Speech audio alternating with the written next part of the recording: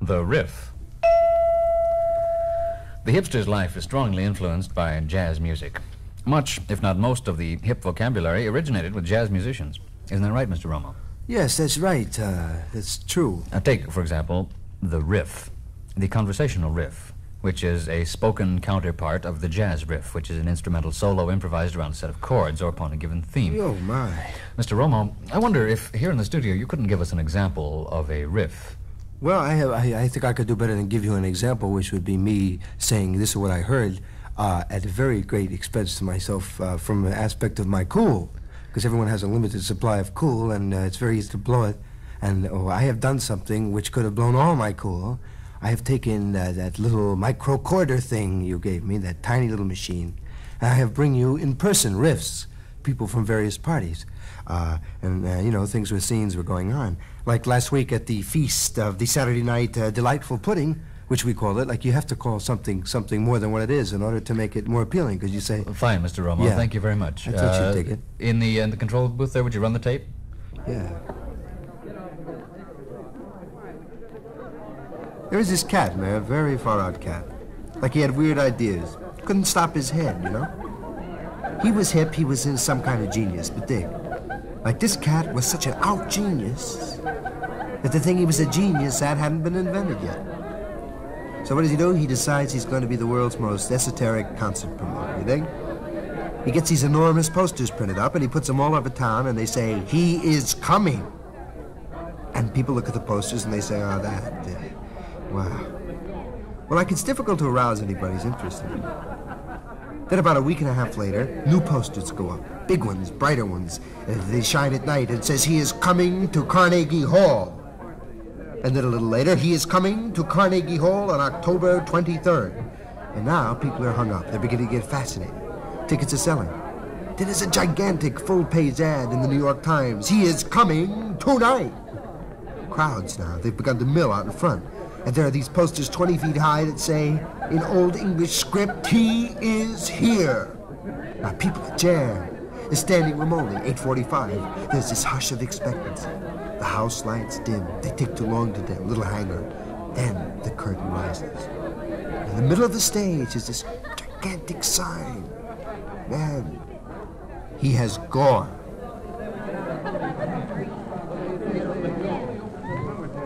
I have a violin.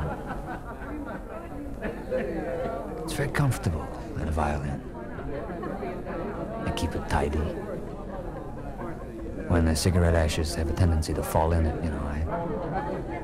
I sweep them up and I throw them out. I don't believe that I interfere with the tone of the violin when it's in use. And when they're playing it, I pick a harmonic, resonant frequency and I hum. I like to think I add to the tone. I hear rumors that they're gonna tear it down and put up one of those electric 12-string steel guitars. What a drag. I understand that when they condemn a property, they have to move you to a dwelling of similar rent, condition, district. Like they couldn't put me in a trombone,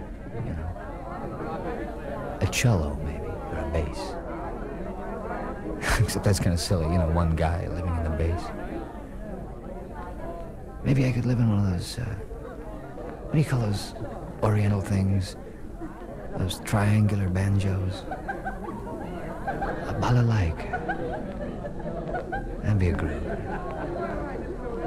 I could decorate it kind of Danish modern. If they do condemn the old fiddle here, I think I'll put in for a balalaika.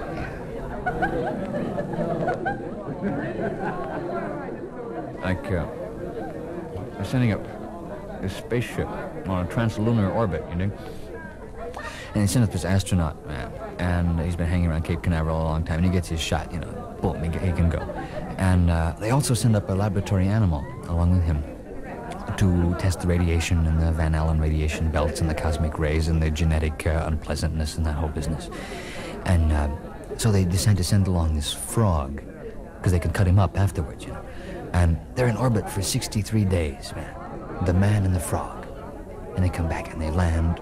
Perfect landing, man. Beautiful in the Utah salt flats. And everything is happening marvelous. And the country goes wild, man. Pandemonium breaks loose. There's citations and congratulations from every country. And there's parades. There's a ticker tape parade up Fifth Avenue in New York. And everybody's flipping out, man. There's pictures of the cat and the frog on the cover of Time and Newsweek and U.S. News and World Report and Life magazine. And to top it all off, they're booked on the Sullivan Show. So it's the night of the show. And Senor Wences does his bit, and he splits, and the spot comes on, and out comes the astronaut, and he's carrying this frog. And Sullivan becomes very effusive and congratulatory on the whole scene, and the medals and the ribbons and the ring-ding, and this heroic man and this heroic frog all alone in space for 63 days. I know the kids in the audience would dig to get a closer look at this little fella, and he reaches for the frog, man, and the astronaut flips. "Get your hands off my frog."